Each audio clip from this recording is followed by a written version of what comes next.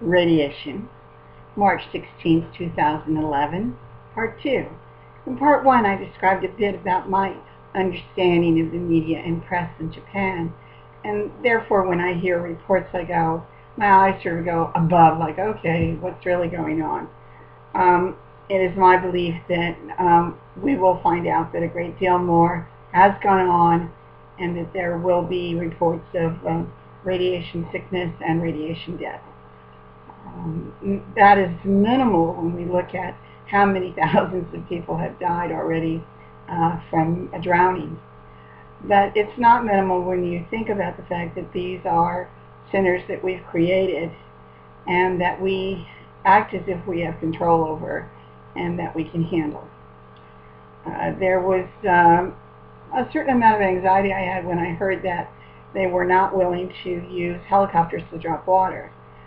That meant that there had to be significant radiation, and yet at the same time they were picking workers to be hand delivering water, which was very confusing. What is really going on? We won't know, and we may never know all the things that happen, but I do know the following. Radiation does occur. Radiation goes into the air. Particles of radiation go into the air, and they are distributed. They can fall into the ocean with humidity, rain.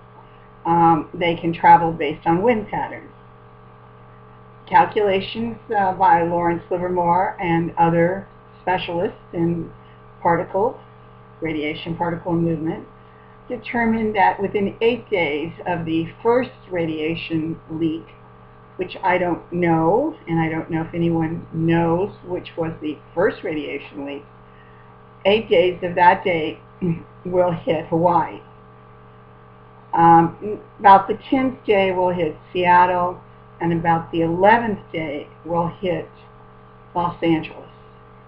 We've been given false information in Los Angeles by our quote-unquote healthcare experts, people who are paid by the government, and they have been on the radio and television recently talking about the fact that we will get no radiation.